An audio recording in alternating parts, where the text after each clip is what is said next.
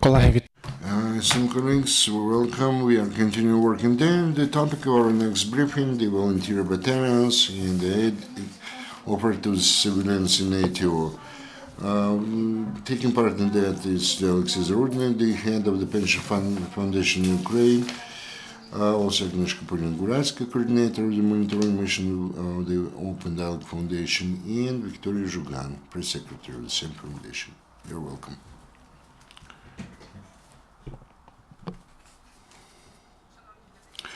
And dear journalists, colleagues, welcome. We would like to offer your attention to reports entitled The Volunteer Battalions, the emergence of the activity of contracting and the aid extended to the civilians in the ATO zone. Those reports as a result of our work of our supervisory and monitoring mission, which has been active there for a year. The open dialogue actually involved the volunteers in this monitoring mission, first in the Maidan time, and then when the combat action started in the ATO zone, we directed our mission to those parts. Mostly we are talking about the Polish citizens, and we can say that their monitor may be less biased, let's say impartial, and they can actually deliver that information to the foreign countries, which is very important because we were the first organization which actually provided this kind of monitoring mission, and we came up with the breaking news from that area. We did that with the aim to disseminate or to spread the information coming from those people who are active in providing the humanitarian aid to those parts who actually are engaged in active fighting in ATO in order to provide the fresh or the breaking news. For the NGO, first of all, who help in ATO for the foreign journalists, which maybe would need the roadmap to ATO, for those politicians, for those citizens who plan to be involved in the humanitarian assistance or any kind of assistance to ATO, because while working there, our volunteers came to understand that there are some of the problems have emerged, some of them are persistent and outstanding, and our reports today are the brief but most full collection of facts and testimonies, evidence provided by the hundreds upon hundreds of volunteers, representatives of the local authorities who provide those and other information directly in the field. At the same, while our volunteer battalions are covered with a lot of myths, both in Ukraine and beyond its boundaries, we had an opportunity to work with the volunteers at the site, so to say. Another report was dedicated to the humanitarian aid, considers the problems of corruption, the problems associated with the difficulties surfacing or provided by the administration and the Ukrainian authorities. And since we started this report, to do that report yet in the fall last year, we believe that maybe later this information will be not that urgent or topical, but now Agneshka Paulina Guralska is going to talk about that those problems are becoming even more deep, and unfortunately today the most efficient we believe to be the transfer or the delivery of the humanitarian aid bypassing the official channels, using the grassroots routes, let's say, and delivering and actually looking into the or whatever is associated with the delivery of those humanitarian aid convoys to the place. Of course, we call upon the mass media, journalists, activists, volunteers to read our reports, to acquaint yourselves with our reports, which is a UA openfoundation.ua. There are those reports in the four languages: Ukrainian, Polish, Russian, and English. If you have any, should you have any comments, or maybe you would like to voice your disagreement with that, please contact us. We are very much interested in spreading this information to improve the situation. Now I'll give the floor to my colleague Agneshka Paulina Guralska, who is the author of that report. She will say more about that. I would like to add to the content of these reports and to tell you about several points I would like to emphasize. As to the first report, that is the report about volunteer battalions. The idea of writing this report came up because in Poland they started to spread Russian propaganda as to voluntary battalions. So they showed them as illegal gangs with weapons, so that could be a threat for Europe later. And because we in Poland and in Europe have not seen such a step from Ukraine in order to counterbalance to that propaganda, we decided to work on that. As a result, we made this report. We thought that we would write exclusively for Poland and Europe, but our work was interested also to Ukraine, our journalists and other organizations. What I would like to emphasize here, first of all, what we showed that volunteer battalions, there is a phenomena which they cooperate with the government of Ukraine. They are not, as they show in Poland, through internet, first of all, that they are not fascist gangs, junta, that will be a threat for future Europe. But there is a civic phenomena, and they cooperate and cooperate more and more with official structures. The other point, which can be of concern to Polish, some battalions, and reference to Ostap Bandera, is better to have. I think this report will be a base for the dialogue. So for Polish, Stepan Bandera is associated with the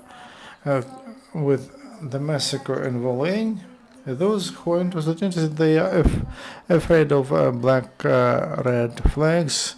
They are afraid of ideology of UNOPA, and our role is to show when speaking to those battalions, I wanted to underline that that ideology is not against Polish people, and Ukraine has not begun that dialogue.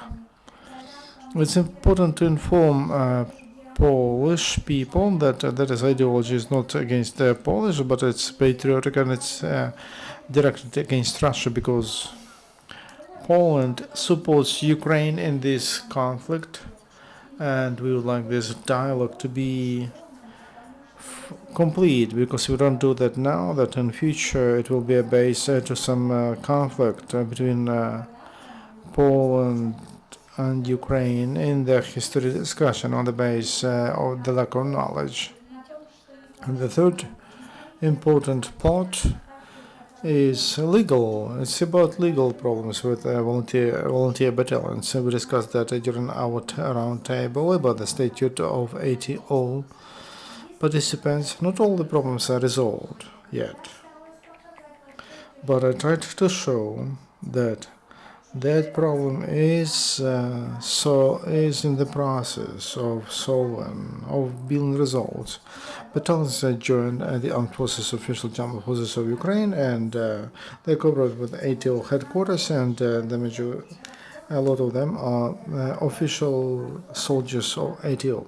The second report, assistance to ATO and also to civilians in ATO area. This is the report we started to compile at the same time with the first report, because we saw that there are a lot of problems, and And this work is focused at finding problems or identifying them. We thought that we wouldn't have them in spring, but we still have them. And here I would like to underline three parts. The first one, corruption schemes, which unfortunately not just come up somewhere, but they become stronger. We refer here to our sources. These people don't want their names to be public, but we have those. We know those people. If official structures speak to us, we can share that information for those issues to be resolved on the level of systemic dealing with the problems. The other problem which we see in IT area, that's wrong work on checkpoints. From our experience, where border guards or police, we see that these schemes of bribes start to work, and they force people to do something. And that is related to volunteers and civilians. When somebody's passing, you have to give up something. Otherwise, there will be a lot of problems with a pass. And we see that this is not just once happened, but this is the issue we're facing every time. And the third part is that every cooperation with official structures and with headquarters volunteers, whether it's assistance to militants or to civilians, is very slow. Because of all laws and regulations, they have influence on that. And to the front line, those things that should come to the front line, they don't reach it. And the situation is better now, but I'm there all the time, and I see that it can reach the base or some position, but the closer to the front line, the less of them achieve the target audience. And so that's why one of our recommendations for volunteers, especially foreign volunteers, try to be as direct as possible with soldiers that don't turn into official way. And we hope that it will have influence on systemic changes, and we'll be able to cooperate with headquarters and with structures of the state better and more. But this is the way the situation looks like from our side. We have some more text here. Just make yourself introduced, and we invite you for cooperation. Thank you. Well, We announced our press conference. Our materials got to the representatives of the Minister of Defense, and they contact us and they express their wish to comment the issues which we raised, and we appreciate that because we are talking about establishing a dialogue. We actually make our reports, among other things. So the floor is given to Mr. Oleksiy Makhuhin, advisor to the Minister of Defense.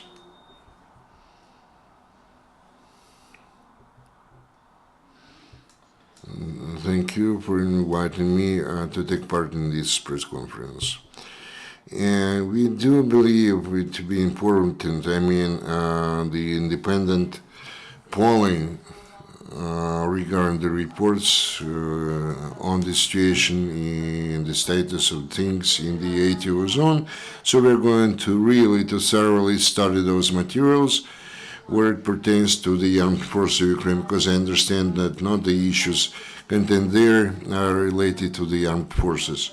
Regarding the volunteer battalions, I believe that all of us, we understand that a armed person has to have a special status. That's why there is the management decision that the volunteer battalions will be a part of the armed forces of Ukraine, and this process is almost completed. I would like to say that in the ranks of the armed forces of Ukraine, there is a big number of volunteers, though they are not, they do not belong to the volunteer battalions about which we hear a lot, but still those are the volunteers who work in the armed force on the contractual basis, and actually they volunteer to serve there. Regarding this, well, both reports, as I mentioned before, we're going to study it thoroughly because the army, as you understand, is a regulated structure. That's why, unfortunately, I cannot give you immediate answers right away. We have to verify and to check everything which is contained in the reports, I mean the information regarding the assistance for the ATO zone. As you know, the Ministry of Defense, we have in those kind of volunteer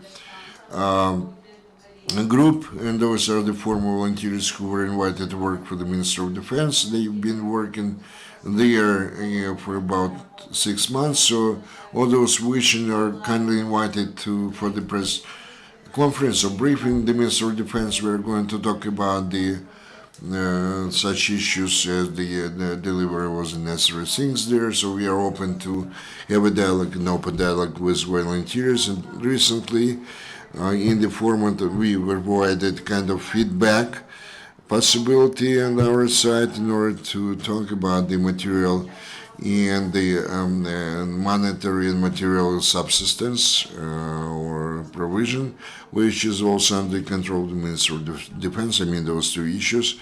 Perhaps you heard that yesterday,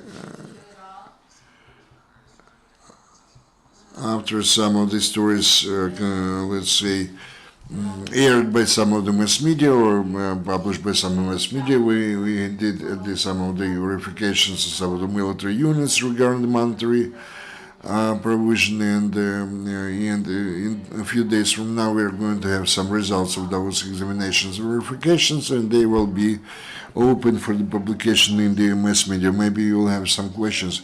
Thank you very much. Are there any questions in the audience to our speakers? Well, obviously there are no questions. Maybe it's just kind of closing speech, Victoria. As I told, we encourage you to read our materials and to inform others, and also ask official structures with the same request. Please read our report and let's work on improvements, because now we outline problems, but they exist not for what to be talked about, but for to be resolved together.